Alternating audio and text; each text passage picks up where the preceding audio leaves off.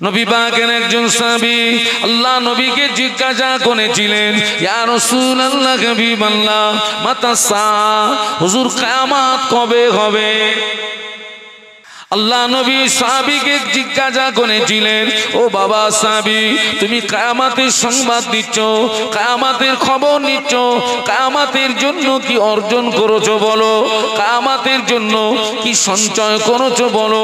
ওই সাহাবী জবাব দিয়েছিলেন, ইয়া রাসূলুল্লাহ হাবিবাল্লাহ, আমি কিয়ামতের জন্য কিছুই অর্জন করতে পারিনি, আমি কিয়ামতের জন্য কিছুই সঞ্চয় করতে পারিনি, তবে আমি আল্লাহ আল্লাহ রসুলকে ভালোবেসেছি। আল্লাহ নবী ঘুরিয়ে বলেছিলেন, ও বাবা সাহাবী, তোমার দাবি যদি সত্য হয়, তুমি আল্লাহ আল্লাহ নবীকে ভালোবেসেছো, তোমার এই দাবি যদি সত্য হয়, কিয়ামতের ময়দানে ওই দাবি তোমাকে নাজাত করিয়ে দেবে। তার মানে আমরা যে আল্লাহ আল্লাহ নবীর ভালোবাসার দাবি করছি, এই দাবির সত্যতা প্রমাণ করাতে হয় বাবা। তারপরে জান্নাত, জান্নাত কিন্তু মামুর বাড়ি না, শ্বশুর বাড়ি না।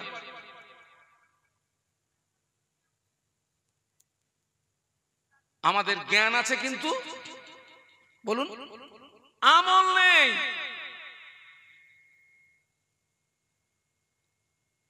মদিনার মসজিদে নববী শরীফে আজান হয়ে গেল। মদিনার মসজিদে নববী শরীফে মুয়াজ্জিন হাফসি বেলাল, মদিনার মসজিদে নববী শরীফে হাফসি বেলাল যখন আজান দিতেন, হাফসি বেলালের আজানের আওয়াজ আল্লাহ পাকের আরশ মুআল্লাতে পৌঁছে যেত। একটু মহব্বতে বলা যাবে? মদিনার মসজিদে নববী শরীফে আজান হয়ে গেল, সাহাবীরা মসজিদে চলে এসেছেন, টোটাল সাহাবীরা মসজিদে চলে এসেছেন। একজন ব্যক্তি মসজিদে আসেননি, তিনি হলেন বিশ্বনবী মুহাম্মাদুর রাসূলুল্লাহ সাল্লাল্লাহু আলাইহি ওয়াসাল্লাম। কেন আসেননি? আল্লাহ নবী এত অসুস্থ, আল্লাহ নবী এত দুর্বল, বিশ্বনবীর উঠে দাঁড়ানোর মতো ক্ষমতা নাই। সাহাবীরা সব মসজিদে চলে এসেছেন, আল্লাহ রসুল মসজিদে আসেন।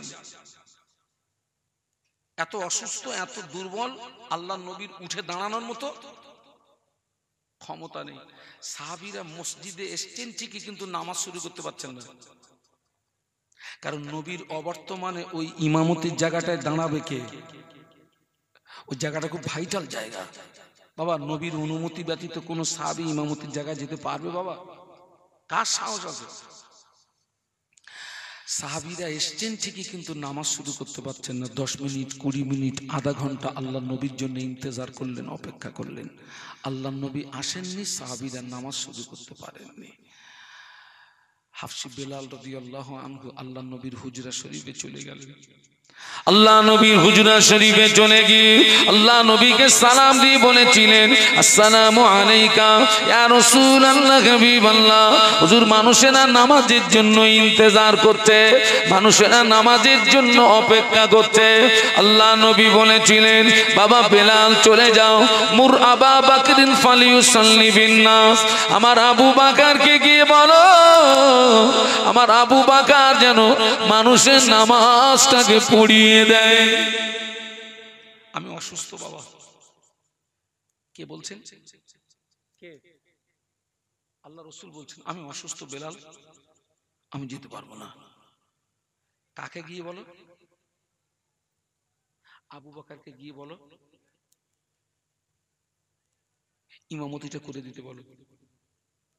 কথাটা শুনতে পেয়েছেন? আম্মা আয়েশা সিদ্দিকা রাদিয়াল্লাহু আনহা, যিনি হচ্ছেন বিশ্বনবীর ছোট স্ত্রী, আমাদের ছোট আম্মা, আবু বকর সিদ্দিক রাদিয়াল্লাহু আনহুর কি মেয়ে।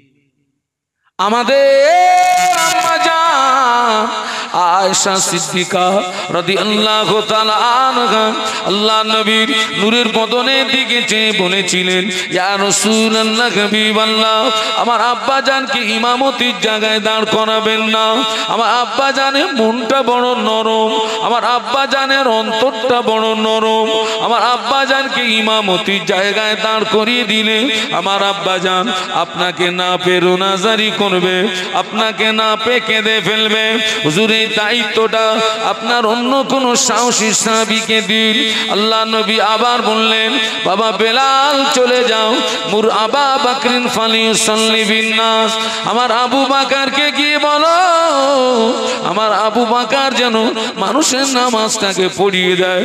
আল্লাহ নবীর অনুমতিতে আবু বকর সিদ্দিক রাদিয়াল্লাহু আনহু ইমামতিতে মদিনার মসজিদে নববী শরীফে নামাজ শুরু হলো। যখনই নামাজ শুরু হলো, আল্লাহ নবী আর ঘরের ভিতরে থাকতে পারছেন না। বলুন আল্লাহু আকবার, একটু জবান খুলে বলুন। যেই মসজিদে নামাজ শুরু হয়ে গেছে আবু বকর হুজুরের ইমামতিতে, আল্লাহ নবী ঘরের ভিতরে অস্থির হয়ে পড়েছেন, ছটফট করছেন। আল্লাহ নবী দুইজন সাহাবীকে ডাকলেন, হযরত আলীকে ডাকলেন, হযরত আব্বাস রাদিয়াল্লাহু আনহুমা, দুই সাহাবীকে ডাকলেন। দুই সাহাবী রাসূলুল্লাহ হুজরা শরীফে আসলেন। আল্লাহ নবী দুই সাহাবীর কাঁধের উপরে ভর করে মসজিদে আসছেন। মানে এত দুর্বল, দুই সাহাবীর কাঁধের উপরে ভর করে মসজিদে আসছেন ঠিকই, কিন্তু বিশ্বনবীর দুর্বলতার কারণে আল্লাহ নবীর কাদাম মোবারক দুটো জমিনে ঘেঁষড়িয়ে যাচ্ছিল। আপনারা দেখেন না, অনেক দুর্বল মানুষ দুইজনের কাঁধে ভর করে যায়, কিন্তু পা দুটো কি বলেন আপনারা? আল্লাহ নবী ওই অবস্থায় মসজিদে আসলেন। সাহাবীরা নামাজের ভিতরে, কোন সাহাবী আল্লাহ নবীকে দেখতে পেয়ে কোন সাহাবী সুবহানাল্লাহ পড়লেন, কোন সাহাবী আলহামদুলিল্লাহ পড়লেন, কোন সাহাবী আল্লাহু আকবার পড়লেন। আবু বকর সিদ্দিক রাদিয়াল্লাহু আনহু ইমামতির জায়গা থেকে বুঝতে পেরেছেন আল্লাহ নবী মসজিদে চলে এসেছেন। ও সাহাবীরা নবীকে আগিয়ে দিলেন। আবু বকর সিদ্দিক রাদিয়াল্লাহু আনহু ইমামতির জায়গা থেকে পিছিয়ে আসলেন। আল্লাহ নবী অসুস্থ শরীরে শুধু নামাজ পড়েন না, আল্লাহ নবী অসুস্থ শরীরে আল্লাহ নবী মদিনার মসজিদে নববী শরীফে আল্লাহ নবী বসে বসে বসে বসে সাহাবীদেরকে নিয়ে নামাজের ইমামতি করেছিলেন। একটু জোরে বলা যাবে? আর একটু মহব্বতে বলা যাবে? নবীর ওই আদর্শের সঙ্গে আমাদের আদর্শের মিল থাকার দরকার ছিল না, ছিল না? বলুন বলুন বলুন। এই যে আজকের মাহফিল হচ্ছে, মানে আপনাদের আশেপাশে যত বাড়ি সব আপনার কুটুম্ব এসছে তো নাকি? হ্যাঁ, মুরব্বী কজন করে এসছে? আর স্বাভাবিকভাবে বাড়িতে কুটুম্ব আসলে তাদের তো একটু মেহমানদারি করতে হবে তো নাকি? মেহমানদারি করেন আপনারা, খবর নিয়ে দেখেন আপনার গ্রামের অধিকাংশ মায়েরা ওই মেহমানদারি করতে গিয়ে এশার নামাজ বলো পড়বে না। মেহমানদারি হচ্ছে। আমি একবারও বলবো না যে মেহমানদারি করবেন না, মেহমানদারি করতে হবে, তবে আপনার আখিরাত নষ্ট করে নয়। আচ্ছা, যারা এশা নামাজ না পড়ে, যারা এশা নামাজ কাজা করে যারা মেহমানদারি করবে, এশার নামাজ কাজা করে যারা সারা রাত ধরে ওয়াজ শুনবে, ওদের লাভ হলো না লস হলো? হ্যাঁ, এই যে আপনারা এখানে বসে ওয়াজ শুনছেন, এটা হচ্ছে নফল ইবাদত, আর 5 ওয়াক্ত নামাজটা ফরজ ইবাদত। তাহলে যিনি এশার নামাজ বাদ দিয়ে এই কাজে বা ওই কুটুম্বিতের কাজে মশগুল আছে, আমি তার দৃষ্টান্তটা এইরকম দেব, তোমার 1 টাকা হারিয়ে গেছে, তুমি 5 টাকার মোমবাতি কিনে খুঁজতেছো। আগে হারিয়ে গেছে কত, আর মোমবাতির দাম তুই বেরেললে ঘুমুস কি করে? এত তেজালো বেরেল আহ আল্লাহ নবী তো আজকের অসুস্থ শরীরে মসজিদে এসছেন, ওই অসুস্থতার পিরিয়ডে এমনও দিন চলে গেছে টোটালে রাসূলুল্লাহ আসেননি। আবু বকর সিদ্দিক রাদিয়াল্লাহু আনহুর ইমামতিতে নামাজ হচ্ছে। আল্লাহ নবী বলেছিলেন, ও বিবি আয়েশা সিদ্দিকা রাদিয়াল্লাহু তাআলা আনহা, আমার মাথাটাকে একটু উঁচু করে ধরো। আল্লাহ নবী এত অসুস্থ, মাথা মোবারক উঁচু করার মতো ক্ষমতা নাই। বিবি আয়েশা আমার মাথাটাকে একটু উঁচু করে ধরো। আম্মা জান আল্লাহ নবীর মাথা মোবারকটাকে উঁচু করে ধরলেন। ঘরের পর্দাটাকে সরিয়ে দেওয়া হলো। ঘরের পর্দাটা যখন সরিয়ে দেওয়া হলো, মদিনার মসজিদ আল্লাহ নবীর হুজরা শরীফ ওপেন হয়ে গেল। আল্লাহ নবী সাহাবীদের নামাজের দিকে তাকিয়ে আল্লাহ নবীর নূরের চোখ দিয়ে দাদ্দার দাদ্দার দাদ্দার করে পানি গড়িয়ে যায়। আমাদের আম্মা জান আয়েশা সিদ্দিকা রাদিয়াল্লাহু তাআলা আনহা আল্লাহ নবীর নূরের বদনের দিকে চেয়ে বলেছিলেন, ইয়া রাসূলুল্লাহ হাবিবাল্লাহ মা ইউবকিকা, কোন দুঃখে আপনি কাঁদছেন, কোন কষ্টে আপনি কাঁদছেন? আল্লাহ নবী বললেন, আয়েশা আজকের কান্নাটা আমার দুঃখের কান্না নয়, আজকের কান্নাটা আমার বেদনার কান্না নয়। ও বিবি আয়েশা, আমি রাসূলুল্লাহ আজকের মসজিদে নাই। আমার সাহাবীরা যেভাবে জামাতে নামাজ আদায় করছে, এই নামাজকে প্রতিষ্ঠিত করতে গিয়ে মক্কার কাফেররা আমার মাথায় পচা উটের বুড়ি চাপিয়ে ওরা আমাকে মারার চেষ্টা করেছিল। আয়েশা এই নামাজকে প্রতিষ্ঠিত করতে গিয়ে মক্কার কাফেররা আমার গলায় দড়ির ফাঁসি পরিয়ে ওরা আমাকে টানাটানি করেছিল। এই নামাজকে প্রতিষ্ঠিত করতে গিয়ে ও আমাকে তায়েফের মাটিতে রক্ত দিতে হলো। ও বিবি আয়েশা এই নামাজকে প্রতিষ্ঠিত করতে গিয়ে আমার দান্দান শহীদ হলো। আমি রাসূলুল্লাহ আজকের মসজিদে নাই। সাহাবীরা যেভাবে নামাজ আদায় করছে, ভবিষ্যতের একটা ছবি আমার সামনে ফুটে উঠলো, ভবিষ্যতের একটা চিত্র আমার সামনে ফুটে উঠলো। আমি রাসূলুল্লাহ একদিন পৃথিবীর জমিনে থাকবো না, আমার সাহাবীরা এইভাবে নামাজ আদায় করবে, আমার উম্মতেরা এইভাবে নামাজ আদায় করবে। ওই আনন্দেই আমার চোখের পানি গড়িয়ে যায়। ও বিবি আয়েশা, আজকের কান্নাটা আমার দুঃখের কান্না নয়, আজকের কান্নাটা আমার বেদনার কান্না নয়, আজকের কান্নাটা হলো আমার আনন্দেরই কান্না।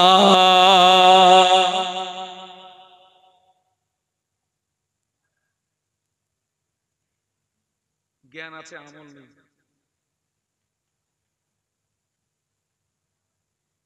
আজও নারী পুরুষ ঢের পরিমাণে বেনামাজি আছে না নেই বাবা?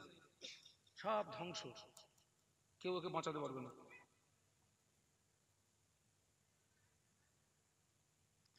একটু দরুদ শরীফ আল্লাহুম্মা মোহাব্বতের সঙ্গে জোরে জোরে পড়েন, সাল্লি আলা।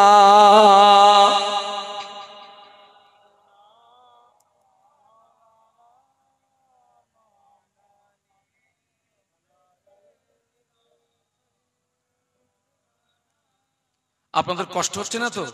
তাহলে আর একটুখানি আওয়াজ বাড়াতে হবে, আল্লাহুম্মা সাল্লি আলা। একটু পানি দে। মাওলানা মুহাম্মদ আলা আলে।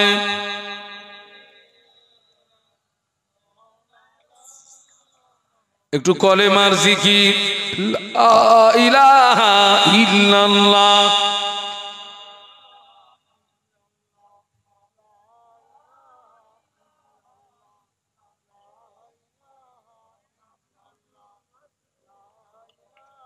আল্লাহু আকবার।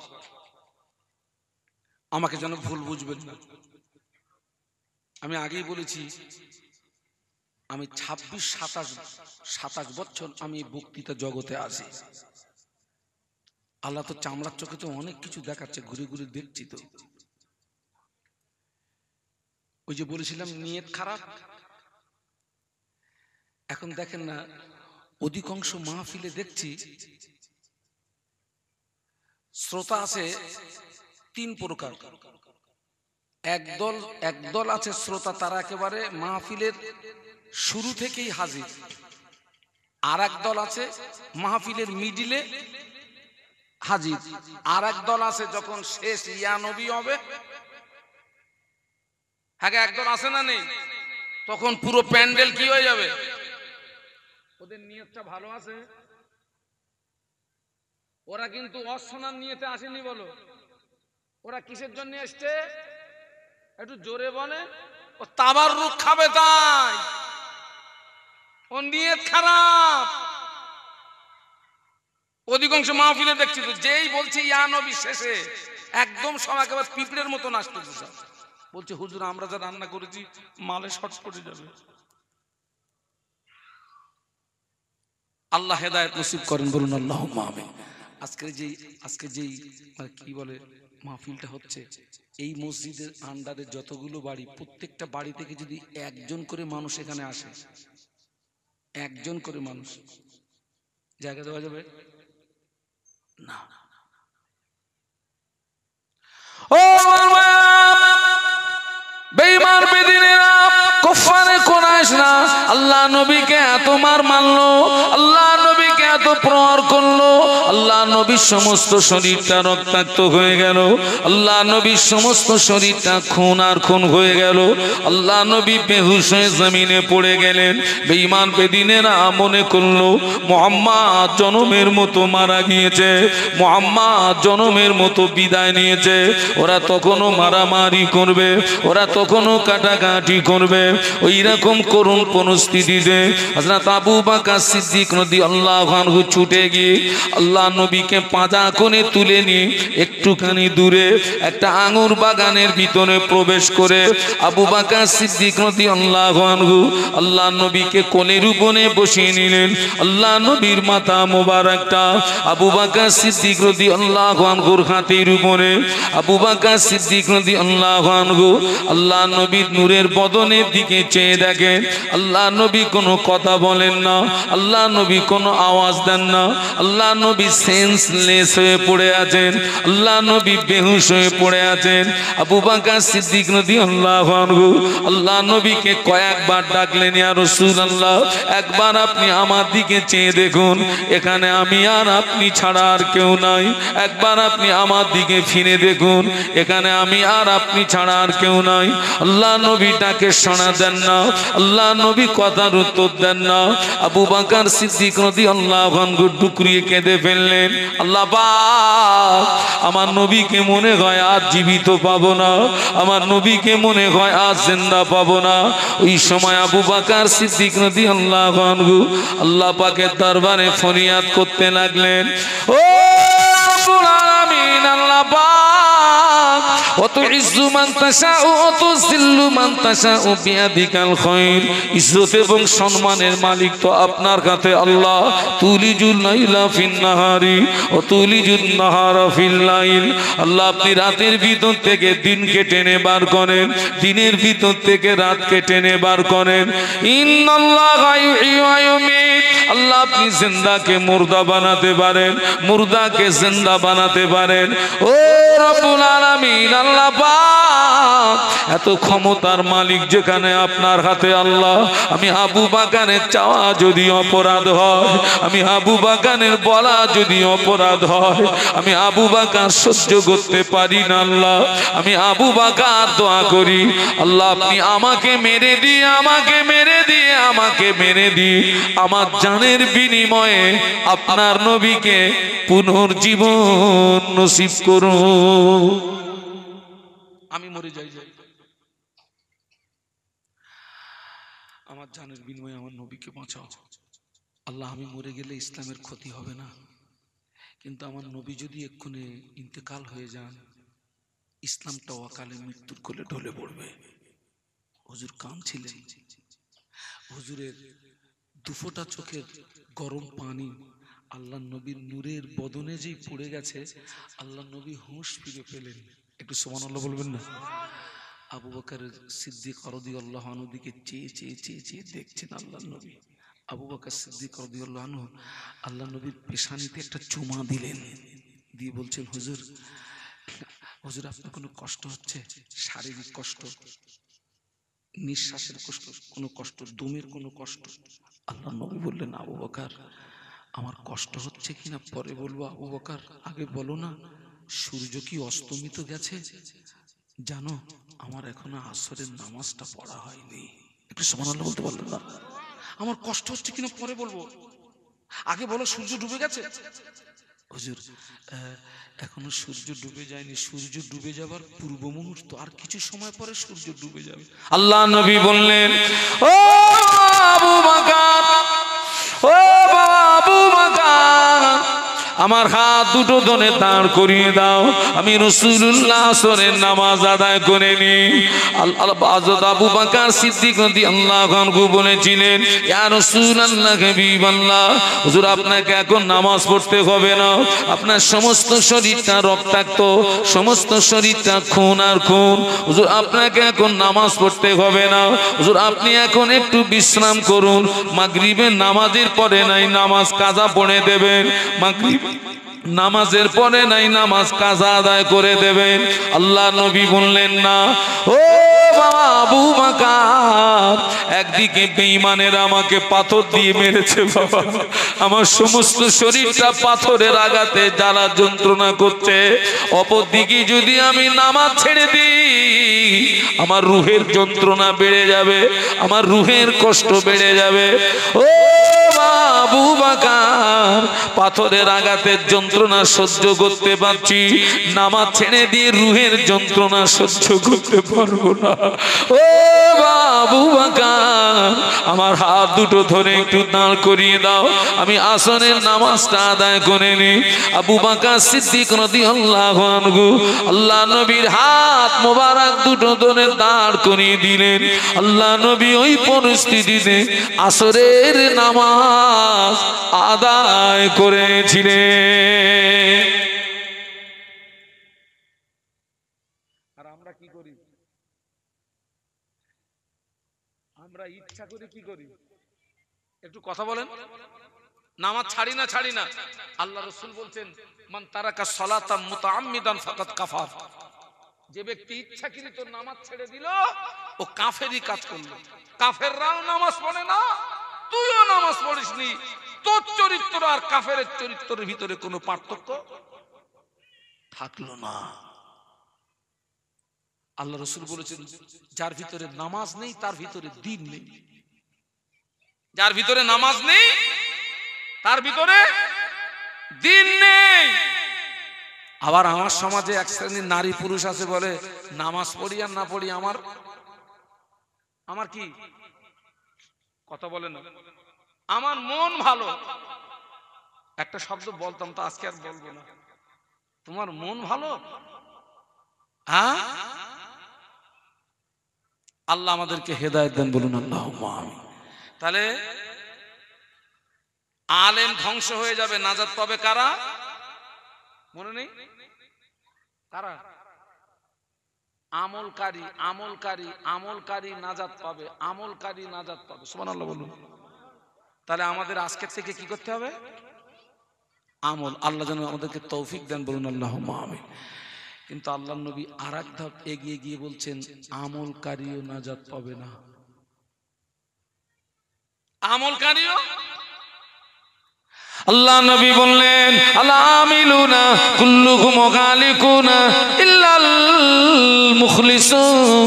আল্লাহ নবী বললেন, সমস্ত আমলকারী ধ্বংস হয়ে যাবে, আমলকারী বরবাদ হয়ে যাবে, আমলকারী নাস্তেনাবুদ হয়ে যাবে, কেবলমাত্র যারা ইখলাসের সঙ্গে, খুলুসিয়াতের সঙ্গে, লিল্লাহ আল্লাহকে রাজি করানোর জন্য, আল্লাহকে খুশি করানোর জন্য, আল্লাহকে সন্তুষ্টি করানোর জন্য যারা আমল করবে, ওই আমলকারীরাই নাজাত পেয়ে যাবে। আপনি নামাজ পড়েছেন, আমল করেছেন, আপনার উদ্দেশ্য হলো লোকে আপনাকে নামাজি বলবে, তাই ওই নামাজিটা ধ্বংস হয়ে যাবে। আপনি রোজা রেখেছেন, আমল করেছেন, উদ্দেশ্য হলো লোকে আপনাকে রোজাদার বলবে, তাই ওই রোজাদারটা ধ্বংস হয়ে যাবে। আপনি হজ করেছেন, আমল করেছেন, উদ্দেশ্য হলো লোকে আপনার ডিগ্রি বাড়বে, তাই ওই হাজি ধ্বংস হয়ে যাবে। বাবা কথা বুঝতে পারছেন নাকি? আমল করার পরেও কেন ওই নিয়ত খারাপ, লোক দেখানো নামাজ, লোক দেখানো রোজা, লোক দেখানো হাজি আছে না নেই? আগে বেই থাকানো নামাজ আছে, একটা বেই থাকানো নামাজ চেনেন? বেই থাকানো নামাজ কি নাম? মেয়ের বাপটা 5 ওয়াক্ত নামাজি, আর মেয়ের বাপের বাড়ির পাশে মসজিদ 5 ওয়াক্ত নামাজ বা জামাত পড়ে, আর ছেলের বাপ নামাজের ধার ধারে না, ছেলের বাপেরও একেবারে বাড়ির পাশে মসজিদ। এখন ওই মেয়ের বাপ এসছে ছেলের বাপের বাড়িতে, মানে বেই এসছে, একটু কথা বললি তো আমি একটু আগাই, বেই এসছে বেয়ের বাড়ি, আর মেয়ের বাপের চরিত্র কি? 5 ওয়াক্ত নামাজ কোথায় পড়ে? মসজিদে যায়, জামাতে পড়ে। জোহরের আজান হয়ে গেছে, উনি উজু করে মেয়ের বাপ মসজিদে যাচ্ছে, ছেলের বাপ চিন্তা করতেছে আজকে যদি বেয়ের সঙ্গে না যায় একটা মান সম্মান ব্যাপার, অন্তত সম্মানটা থাকে। ও নামাজ কি আল্লাহ সন্তুষ্টির উদ্দেশ্য হলো না বেই থাকানো নামাজও? হ্যাঁ, বেই থাকানো। অনেক রোজাদার আছে এমনি রোজা রাখে না, বাড়ি কোনো লোকজন আসলি একটা মান সম্মানের ব্যাপার বলবে, হ্যাঁ তুই রমজান মাসে এরকম করতেছিস, দরকার নেই অন্তত আজকের দিনটা একটু রোজা রেখে নেই, ও মালে সব হবে। বাস্তব বলছি না অবাস্তব বলছি? সব আলেমের ওয়াজ কবুল হয় না, সব ইমামের ইমামতি কবুল হয় না, সব জলসা কমিটির জলসা কবুল হয় না, সব নামাজির নামাজ কবুল হয় না, সব রোজাদারের রোজা কবুল হয় না, সব হাজির হজ কবুল হয় না, সব দানির দান কবুল হয় না। আবার বলছি, সব আলেমের ওয়াজ কবুল হয় না, সব ইমামের ইমামতি কবুল হয় না, সব নামাজির নামাজ কবুল হয় না, সব রোজাদারের রোজা কবুল হয় না, সব হাজির হজ কবুল হয় না, সব দানির দান কবুল হয় না। আপনার জীবনের কোনো ইবাদত যদি লোক দেখানোর উদ্দেশ্য হয়, আপনার জীবনের কোনো ইবাদত যদি অহংকারের সঙ্গে হয়, ওটা হবে শিরক। কি হবে ওটা? শিরক হবে ওটা। আপনার জীবনের কোন ইবাদত যদি লোক দেখানোর উদ্দেশ্য হয়, কোন ইবাদত যদি অহংকারের সঙ্গে হয়, ওটা শিরক হবে। আর আল্লাহ কোরআন শরীফের মধ্যে বলেছেন, ইন্নাল্লাহা লা ইয়াগফিরু আন ইউশরাকা বিহি ওয়া ইয়াগফিরু মা দুনা যালিকা লিমান ইয়াশা। আল্লাহ বান্দার জীবনের সমূহ গুনাহকে maaf করে, লেকিন শিরকের গুনাহকে maaf করে না, করে না। নিয়ত খারাপ, নিয়ত খারাপ, নিয়ত খারাপ, নিয়ত খারাপ, নিয়ত খারাপ। আমাদের জীবনের প্রত্যেকটা আমলের মূল টার্গেট হবে একটা, পরন্তু সেটা কি? আল্লাহ। বাহ বাহ। ইন্না সালাতি ওয়া নুসুকি ওয়া মাহইয়ায়া ওয়া মামাতি লিল্লাহি রাব্বিল আলামিন। আমার সঙ্গে পড়ুন, ইন্না সালাতি ওয়া নুসুকি ওয়া মাহইয়ায়া ওয়া মামাতি লিল্লাহি রাব্বিল আলামিন। আপনার জীবনের নামাজ, আপনার কুরবানি, আপনার বেঁচে থাকা, আপনার মরে যাওয়া, সব কিছুর মূল লক্ষ্য হবে আল্লাহকে রাজি করা, আল্লাহকে খুশি করা, আল্লাহকে সন্তুষ্টি করা। ওটা হলো খাঁটি আমল। ওই খাঁটি আমলকারীরা নাজাত পেয়ে যাবে, বাদ বাকি সব ধ্বংস হয়ে যাবে।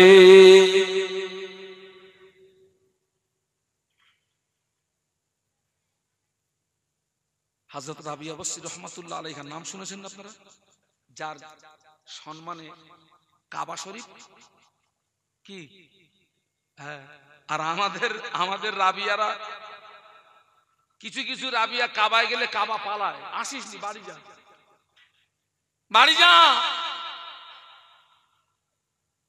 হযরত রাবিয়া বসরি রহমাতুল্লাহ আলাইহি কোন একদিন এক হাতে এক লোটা পানি নিয়েছেন, অপর হাতে একটা আগুনের মশাল নিয়েছেন। এক হাতে এক লোটা পানি, অপর হাতে একটা আগুনের মশাল, দুই হাতে দুটো নিয়ে দ্রুত গতিতে এগিয়ে চলেছেন। ওনার মহব্বতের মানুষরা জিজ্ঞাসা করেন, হুজুর জীবনে কোনোদিন আপনাকে এইভাবে দ্রুত যেতে দেখি না। এক হাতে এক লোটা পানি, অপর হাতে একটা আগুনের মশাল নিয়ে এত দ্রুত কোথায় যাচ্ছেন?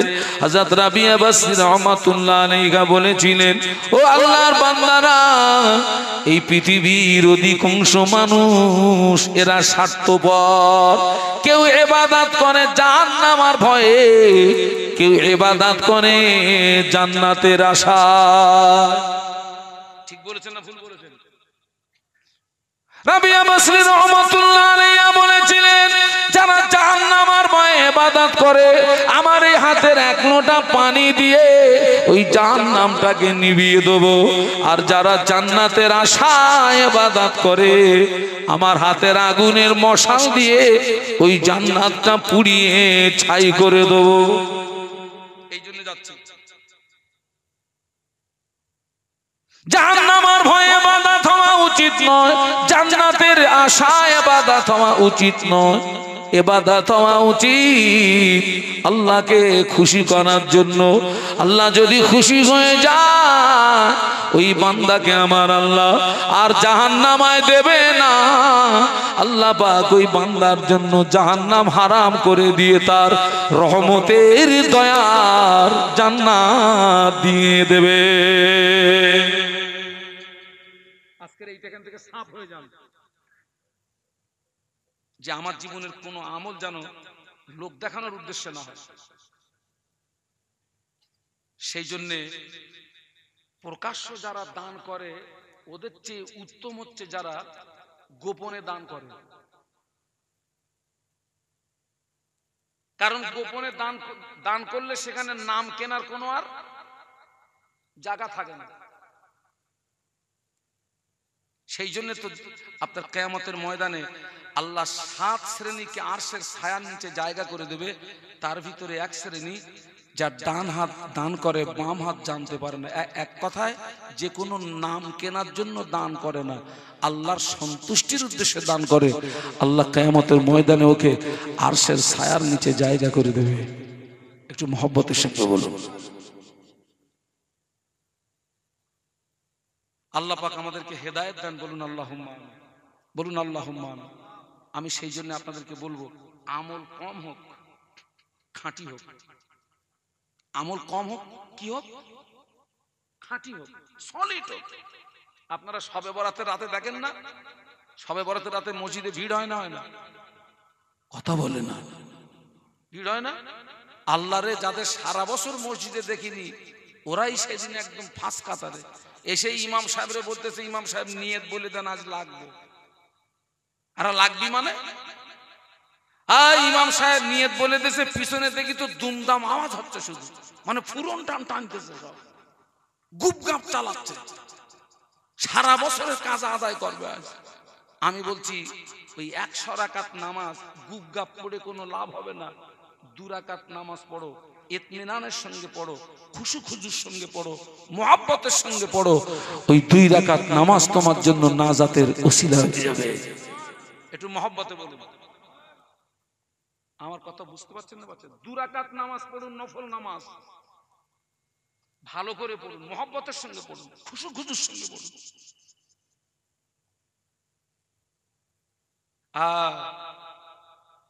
আমল কম, চার ইমামের এক ইমাম ইমামে আযম আবু হানিফা রহমাতুল্লাহ আলাইহি, আল্লাহ পাক জানাকে 70 বছর হায়াত দিয়েছিলেন। ইমামে আযম আবু হানিফা রহমাতুল্লাহ আলাইহি 70 বছরের ভিতরে 55 বার হজ করেছিলেন। ইমামে আযম আবু হানিফা রহমাতুল্লাহ আলাইহি প্রতিদিন 5 ওয়াক্ত নামাজ ছাড়াও ঈশা নামাজের পরে 2 রাকাত করে নামাজে নিয়াত করতেন, আর এই 2 রাকাত নামাজে একবার করে আল্লাহ পাকের কোরআন শরীফ খতম করে দিতেন। ইমামে আযম আবু হানিফা রহমাতুল্লাহ আলাইহি 40 বছর ঈশা রুজুতে ফজরের নামাজ আদায় করেছিলেন। একটু মহব্বতে বলা যাবে? 40 বছর, 40 বছর কোন উজুতে কিসের নামাজ? ঈশা রুজুতে। ওই লোকটা 40 বছর রাতে ঘুমিয়েছে। হ্যাঁ, ঘুমালে উজু থাকে? 40 বছর রাতে ঘুমোয়নি। সব ভাবলে ব্রেনে কাজ করবে না, ঘুমির ট্যাবলেট খেয়েও ঘুম আসবে না। চার ইমামের এক ইমাম ইমামে আযম আবু হানিফা রাহমাতুল্লাহ আলাইহি একদিন ভক্ত মুরিদদের ডেকে একটা ওসিয়ত করেছিলেন। বাবারা, একটা জায়গা দেখিয়ে দিয়ে বললেন, বাবা আমার ইন্তেকালের পরে এই জায়গাটায় আমায় কবর দিবি বাবা, এই জায়গাটায় আমায় দাফন দিবি বাবা। কবরের জায়গাটা নির্ণয় করে ইমামে আযম আবু হানিফা রাহমাতুল্লাহ আলাইহি কবরের পাশে দাঁড়িয়ে দাঁড়িয়ে দাঁড়িয়ে দাঁড়িয়ে দাঁড়িয়ে দাঁড়িয়ে 1000 বার নয়, 2000 বার নয়, 3000 বার নয়, 7000 বার আল্লাহ পাকের কোরআন শরীফ খতম করেছিলেন। কতবার? ওই লোকটা ছিলেন কাপড়ের সেলসম্যান, মানে উনি কাপড় বিক্রি করতেন। আমার দিকে তাকান, হুজুরের দোকান থেকে আল্লাহর এক বান্দা একটা কাপড় কিনে বাড়িতে গিয়ে ওনার স্ত্রীকে বলছে, দেখো তো এই কাপড়টা তোমার জন্য এনেছি, তোমার পছন্দ হয় কেন হয় নাকি? আরে আমরা অনেক জিনিস কিনে আমাদের স্ত্রীকে দেখাই না, এই এটা তোমার জন্য এনেছি দেখো না। তো খরিদ্দারের স্ত্রী শাড়িটা উপর থেকে দেখে খুব ভালো, কিন্তু খুলে দেখে ওই শাড়ির ভিতরে নাল ফোট। আপনারা চেনেন তো নাল ফোট? তো খরিদ্দারের স্ত্রী বলছে, এ শাড়ি আমি নেব না, এ শাড়ি যেখান থেকে নিয়ে এসেছিলেন ওইখানে ফিরিয়ে দিয়ে আসুন, অন্য একটা শাড়ি আনুন। খরিদ্দারের স্ত্রীর দাবিটা ন্যায্য দাবি না অন্যায্য দাবি? বলুন। ন্যায্য দাবি। তো টাকা দিয়ে মাল নেবো তো ছাড়া মাল নেবো কেন? ও বেচারা শাড়ি নিয়ে সোজা ইমামে আযমের দোকানে, হুজুর এই শাড়িটা ফিরিয়ে নেন, অন্য একটা শাড়ি দেন। কেন রে বাবা? হুজুর এই শাড়ির ভিতরে নাল ফোট, আমার বিবির অপছন্দ, ফিরিয়ে দিয়েছে। বাস কথা বলা শেষ। ইমামে আযম আবু হানিফা রহমাতুল্লাহ আলাইহি কচি বাচ্চার মতো কাঁদতেছে। খরিদ্দার বলেছিলেন, আপনি জগতের ইমাম, হুজুর আপনি কাঁদবেন না, শাড়ি আমাকে ফিরিয়ে দিতে হবে না, শাড়ি আমাকে ঘুরিয়ে দিতে হবে না। হুজুর আপনি জগতের ইমাম, হুজুর আপনি কাঁদবেন না, আপনার চোখের পানি সহ্য করতে পারি না, হুজুর শাড়ি আমাকে ফিরিয়ে দিতে হবে না। হুজুর আপনি কাঁদবেন না, আপনি জগতের ইমাম, আপনার চোখের পানি আমি সহ্য করতে পারি না। ইমামে আযম বলেছিলেন, ও আমার মান্না, আমি শাড়ি ফিরিয়ে দেওয়ার জন্য কাঁদি না, শাড়ি ঘুরিয়ে দেওয়ার জন্য কাঁদি না। কান্নার কারণ হলো এই শাড়ির ভিতরে কয়েকটা নালফোট থাকার কারণে তোমার বিবির যদি অপছন্দ হয়, তোমার বিবি যদি শাড়িটা ফিরিয়ে দিয়ে থাকে, কিয়ামতে ময়দানে আল্লাহ যদি আমাকে ডেকে বলে, ইমামে আযম তোর নামাজে নালফোট, তোর রোজায় নালফোট, তোর হজে নালফোট, তোর দান সাদকায় নালফোট, তোর তাসবিহ তেলাওয়াতে নালফোট, আয় ইমামে আযম আমি আল্লাহ তোর ইবাদত ফিরিয়ে দিলাম। ওই চিন্তায় ওই ভয়ে আমার চোখের পানি গড়িয়ে যায়। একটু জোরে বলা যাবে? একটু মহব্বতে বলা যাবে? আমাদের ইবাদতে নালফোট আছে বলে মনে হয়? নাল ফোড় না চাচা, আমার গায়ে এবাদতে ঘোগা হয়ে গেছে, ঘোগা। আবার বলছি আমল কম হোক, কি হোক, সলিড সলিড সলিড হোক, কম খাই, হালাল খাই। হালাল খেলে শরীর ভালো থাকবে, ইবাদত আমলগুলো কবুল হবে। আর হারাম মাল যদি এই পর্যন্ত গেঁদে দেন, বদহজম হবে, পেট খারাপ করবে, কলেরা হবে, মরণ হবে, ইবাদত আমল খানে খারাপ হয়ে যাবে। কম খাই, হালাল খাই, আমল কম হোক, সলিড হোক।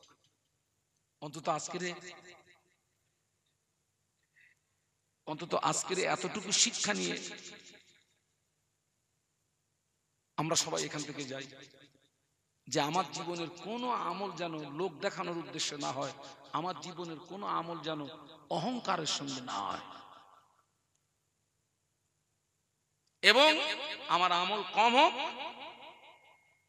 খাঁটি আমলের এত দাম, খাঁটি আমলের ওসিলা দিয়ে দোয়া চাইলে আল্লাহ পাক ওই খাঁটি আমলের ওসিলায় বড় বড় বিপদ মুসিবত থেকে আল্লাহ বান্দাকে বাঁচিয়ে দেয়। শুধু তাই নয়, খাঁটি আমলের ওসিলা দিয়ে দোয়া চাইলে আল্লাহ পাক ওই বান্দার জীবনের গুনাহ মাফ করে দেয়।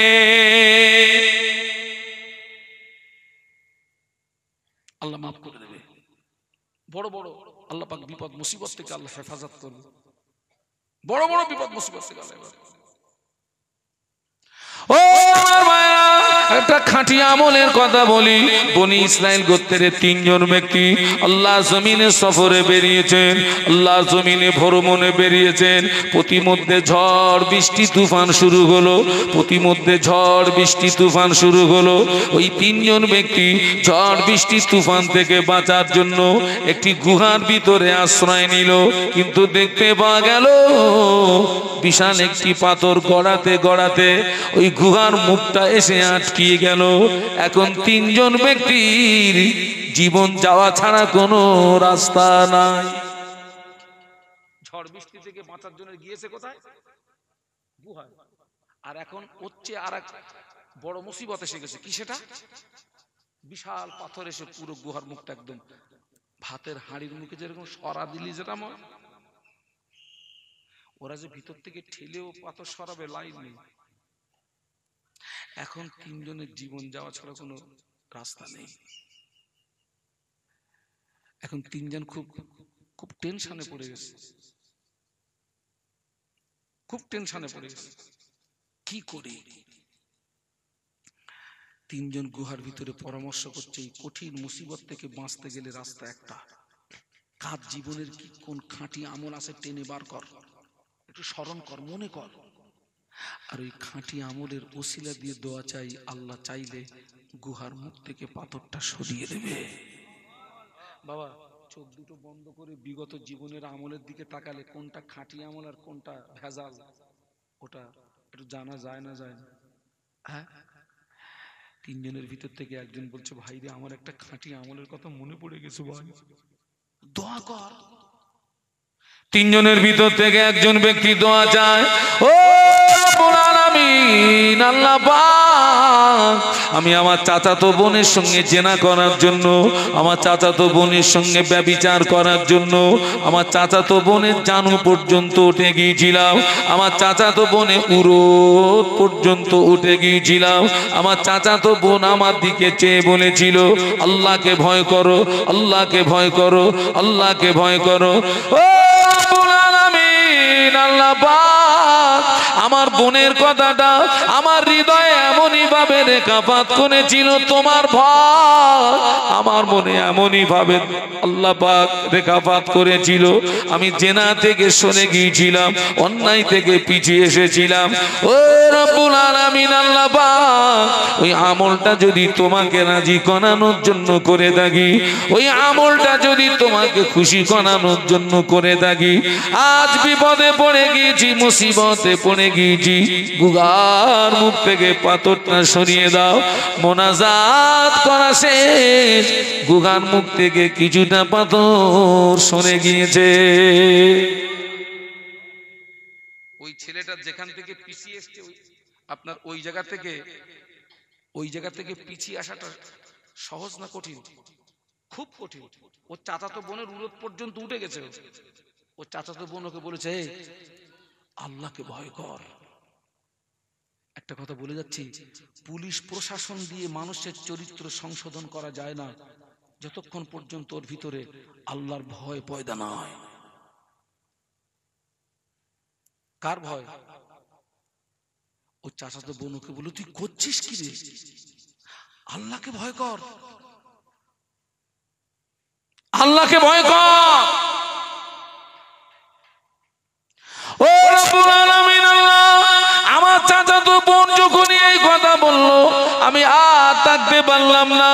আল্লাহ পাক, আমি ওই অন্যায় থেকে পিছিয়ে এসেছিলাম, জিনা থেকে পিছিয়ে এসেছিলাম, গুনাহ থেকে পিছিয়ে এসেছিলাম। ও রব্বুল আলামিন আল্লাহ পাক, ওই আমলটা যদি তোমাকে রাজি করানোর জন্য করে থাকি, ওই আমলটা যদি তোমাকে খুশি করানোর জন্য করে থাকি, আজ বিপদে পড়ে গিয়েছি, মুসিবতে পড়ে গিয়েছি, গুহার মুখ থেকে পাথরটা সরিয়ে দাও। মোনাজাত করা শেষ, গুহার মুখ থেকে কিছুটা পাথর সরে গিয়েছে।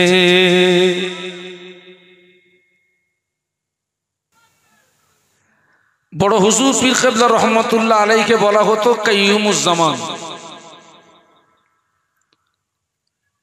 কাইয়ুমুজ্জামান বড় হুজুর পীর কেবলা রহমতুল্লাহ আলাইহিকে কোনো একদিন তানার ভক্ত মুরিদ মুহিব্বিনদেরকে সামনে নিয়ে খুব আক্ষেপের সঙ্গে একটি কথা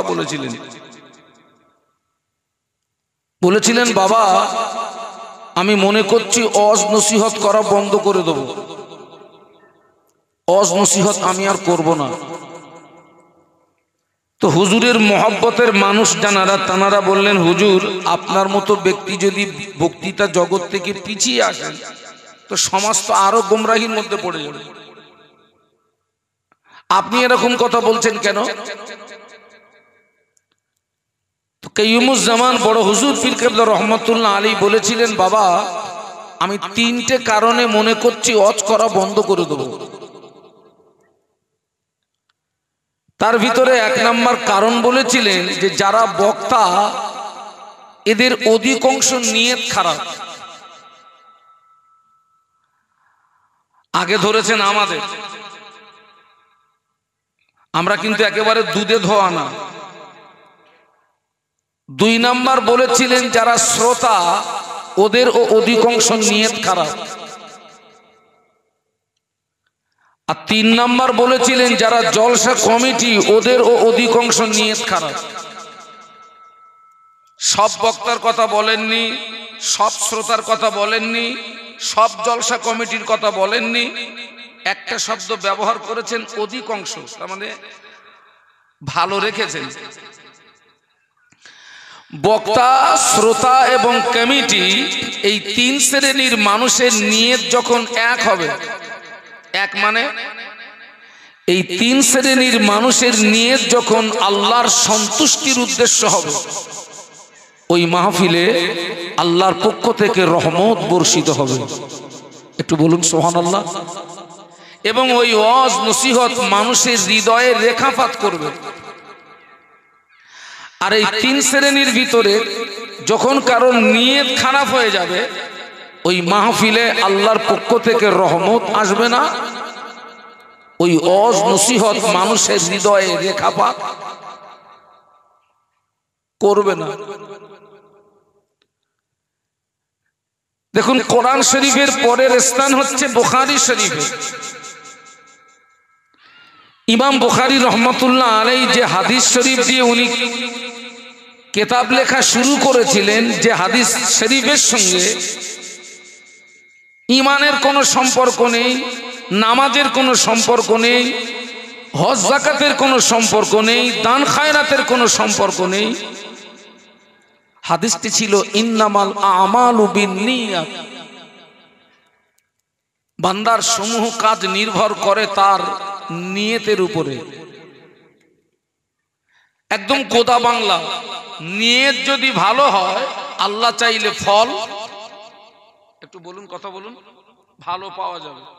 আর নিয়ত যদি বিগড়িয়ে যায় ফল ভালো পাবেন এ আশা করা।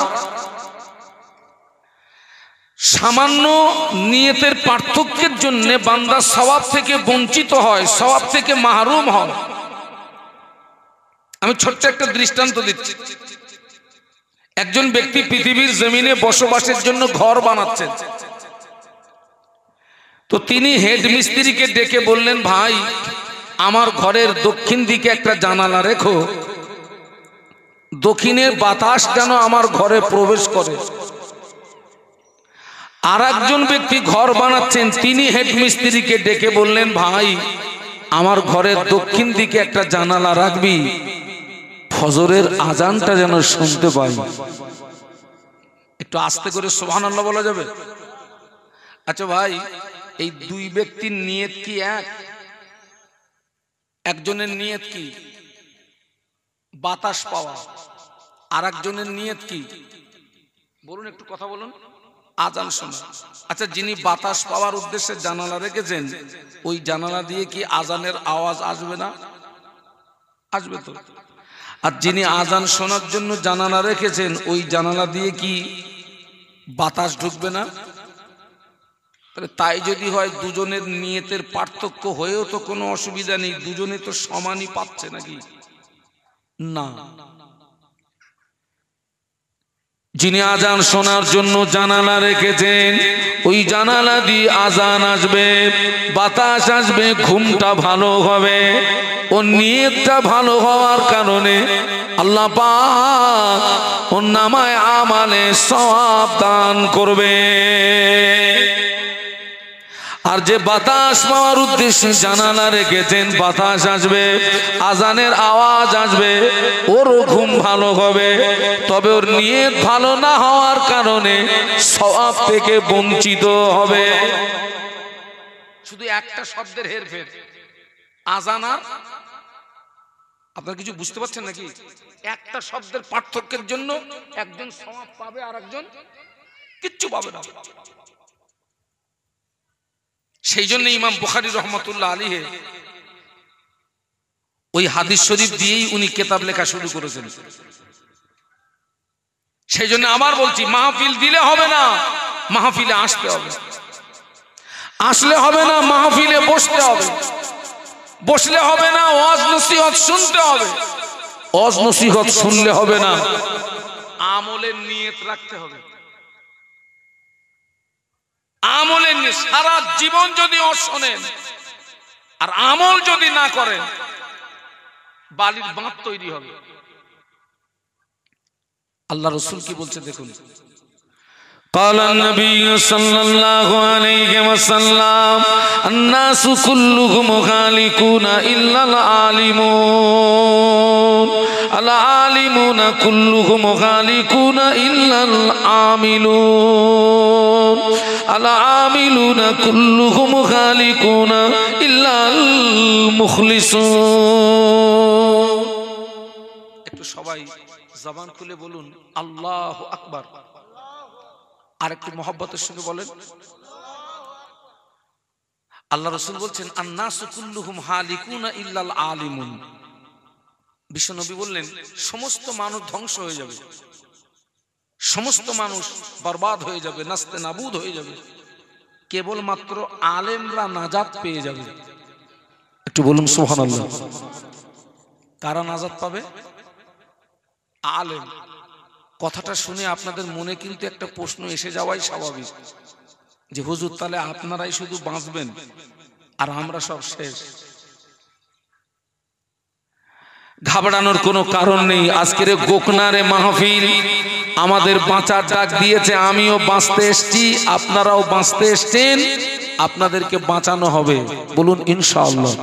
দেখেন আরবের একজন টপ র্যাঙ্কের কবি, যার নাম হযরত হাসান বিন সাবিত রাদিয়াল্লাহু আনহু, যিনি একজন কবি হিসাবে সারা বিশ্বে খ্যাতি অর্জন করেছিলেন, যিনি জীবনের শুরুতে ইসলামের বিরুদ্ধে, নবীর বিরুদ্ধে প্রচুর কবিতা লিখেছিলেন। ইসলামের বিরুদ্ধে, নবীর বিরুদ্ধে প্রচুর কবিতা লিখেছিলেন। পরবর্তীতে উনি যখন ইসলাম গ্রহণ করলেন, অটোমেটিক তলোয়ারটা ঘুরে গেল। এবারে নবীর পক্ষে, ইসলামের পক্ষে আর কাফেরদের বিরুদ্ধে কবিতা লিখতে শুরু করলেন। একটু সুবহানাল্লাহ বলবেন না? ওই যে আল্লাহ নবীর মাথা কাটতে গেছিলেন কে? হযরত ওমর রাদিয়াল্লাহু আনহু। উনি তখন হালাতে কাফের। যে তলোয়ার নিয়ে বিশ্ব নবীর মাথা কাটতে গেছিলেন, ইসলাম কবুল করার পরে, ইসলাম গ্রহণ করার পরে সেই তলোয়ারটা কাদের দিকে ঘুরেছিল? কাফেরদের দিকে। ঠিক ততই বছর হাসান বিন সাবেত রাদিয়াল্লাহু আনহু জীবনের শুরুতে ইসলামের বিরুদ্ধে, নবীর বিরুদ্ধে প্রচুর কবিতা লিখেছেন। ইসলাম গ্রহণ করার পরে এবারে নবীর পক্ষে, ইসলামের পক্ষে, কাফেরদের বিরুদ্ধে। তো উনি যখন কাফেরদের বিরুদ্ধে যখন কবিতা লিখছিলেন, ওনার কবিতার তলোয়ারের আঘাতে কাফেরদেরকে মেরে তুলোধনা করছিলেন, কম তুলে, গোত্র তুলে তলোয়ার চালাচ্ছিলেন। আসলি তলোয়ারের চেয়ে কবিতার তলোয়ার আরো ডেঞ্জার। আসলি তলোয়ার দিয়ে 10-20 জনকে মারতে পারবেন, তার বেশি মারতে পারবেন না, আপনি নিজে দুর্বল হয়ে যাবেন, হাঁপিয়ে যাবেন। আর কবিতার তলোয়ার এত সিরিয়াস, কবিতার তলোয়ারে একটা জাতকে মেরে দেওয়া যেতে পারে, একটা কওমকে মেরে দেওয়া যেতে পারে। তো উনি যখন কাফেরদের বিরুদ্ধে যখন কবিতা লিখছিলেন, ওনার কবিতার তলোয়ারের আঘাতে কাফেরদেরকে মেরে একেবারে তুলোধনা করছিলেন, কওম তুলে, গোত্র তুলে তলোয়ার চালাচ্ছিলেন। আল্লাহ নবী হাসানকে ডেকে বললেন, হাসান তুমি যেভাবে তলোয়ার চালাচ্ছ, তোমার তলোয়ারটা তো আমারও গায়ে লাগবে। এই তুমি যে কওম তুলে কথা বলছো, গোত্র তুলে কথা বলছো। হাসান বিন সাবেত রাদিয়াল্লাহু আনহু বলেছে, হুজুর এই দেখুন আমি আপনাকে বাঁচাচ্ছি। হাসান বিন সাবেত রাদিয়াল্লাহু আনহু বলেছিলেন, ইয়া রাসূলুল্লাহ, হাবিবাল্লাহ, আটার খামিনের ভিতরে একটি চুল যদি পড়ে যায়, ওই চুলটাকে যদি টেনে বার করে নেওয়া হয়, ওই চুলের গায়ে যেমন আটা লাগতে পারে না, ওই চুলের গায়ে যেমন আটা লাগা অসম্ভব। ইয়া রাসূলুল্লাহ, হাবিবাল্লাহ, আমি কওম তুলে তলোয়ার চালাচ্ছি ঠিকই, আমি গোত্র তুলে তলোয়ার চালাচ্ছি ঠিকই, ইয়া রাসূলুল্লাহ, হাবিবাল্লাহ, আমি আপনাকে ওই রকমই চুলের মতো টেনে বার করে নেব, আমার তলোয়ারের আঁচ আপনার গায়ে লাগবে না। একটু বলুন না সুবহানাল্লাহ। তো আল্লাহ নবী বলেছেন সমস্ত মানুষ ধ্বংস হবে, কার নাজাত পাবে মনে নেই? আলেম। আলেমের বাংলা মানে হচ্ছে জ্ঞানী বা জাননেওয়ালা, জ্ঞানী বা। আচ্ছা বাবা, এই 5 ওয়াক্ত নামাজ পড়তে হবে, রমজান শরীফে রোজা রাখতে হবে, টাকা থাকলে হজ করতে হবে, টাকা থাকলে যাকাত দিতে হবে, ওই যে আপনার গান শোনা যাবে না, লটারির টিকিট কাটা যাবে না, মিলন মেলায় যাবে আপনার যাওয়া যাবে না, পরের মাল আত্মসাৎ করা যাবে না, বোনের ফারাজ ফাঁকি মারা যাবে না, ভাইয়ের হক নষ্ট করা যাবে না, প্রতিবেশীর হক নষ্ট করা যাবে না। এই জাতীয় জ্ঞানগুলো, এই আপনারা যারা বসে আছেন, এই জাতীয় জ্ঞানগুলো আপনাদের প্রত্যেকের আছে না নেই? একটু কথা বলুন, আছে না? তাহলে এই জ্ঞান যদি আপনাদের থেকে থাকে, আপনারাও কি? আপনারাও আলেম। আর রাসূল বলেছেন সমস্ত মানুষ ধ্বংস হবে, আলেম নাজাত পেয়ে যাবে। নবীর হাদিস অনুযায়ী আপনারাও আলেম, আপনারাও নাজাত পেয়ে গেলেন। একটু বলুন সুবহানাল্লাহ। সেই জন্য মাহফিল দিতে হয়, মাহফিলে আসতে হয়, ওয়াজ নসিহত শুনতে হয়। আমার দৃষ্টিতে আপনারা শুধু আলেম না, আমার দৃষ্টিতে আপনারা মুফতিও বটে। মুফতি, মুফতি। হ্যাঁ, মুফতির কাজ কি? ফতোয়া দেওয়া। এখন যদি কোনো ফতোয়া ফারাজের দরকার হয়, সকলে তাকবীর দেন তো, নারায়ে তাকবীর। জোরে বলুন নারায়ে তাকবীর। আমাদের সকলের শ্রদ্ধার পাত্র হুজুর কিবলা, আমাদের সকলের শ্রদ্ধার পাত্র হুজুর কিবলা। নারায়ে তাকবীর। বাবা, ফতোয়া যদি দরকার হয়, কোনো মুফতি সাহেবের কাছে যাবেন না, ফুরফুরা শরীফে যাবেন না। আমি একটা জায়গা বলে দিচ্ছি, ভালো করে বয়ান লিখে আপনাদের এলাকায় যেখানে সবচেয়ে বড় চায়ের দোকান আছে না, ওই কাগজটা ওইখানে দিয়ে আসবেন, একদম সত্যি কথা বলবেন। চার দোকানে মুক্তিবাজি হয় না, হয় না? ওরে সর্বনাশ, কত বড় ফতোয়া দেবেন। ওখানে Iraq pass, Iran pass, Saudi Arab pass, Jordan pass, মিশর পাস, সব বড় বড় মুফতি বসে থাকে। চায়ের দোকানে রাজনীতি, ধর্মনীতি, সমাজনীতি, দুনিয়ায় যত নীতি আছে সব পাওয়া যায় কোথায়? আপনারাও আলেম, কিন্তু আল্লাহর নবী, আমার দিকে তাকান, আল্লাহর নবী আর এক ধাপ এগিয়ে গিয়ে বলছেন আলেম নাজাত পাবে না। একটু আগে কি বলেছেন? পাবে। আর এবারে বলছেন আলেম নাজাত পাবে না। আল্লাহ নবী বললেন আল আলিমুনা কুল্লুহুম গালিকুনা ইল্লা আল আমিলুন। আল্লাহ নবী বললেন সমস্ত আলেম ধ্বংস হয়ে যাবে, আলেম বরবাদ হয়ে যাবে, আলেম নাস্তে নাবুদ হয়ে যাবে, কেবলমাত্র আমলকারীরাই নাজাত পেয়ে যাবে। আমি জেনে ভূত, আমল নেই।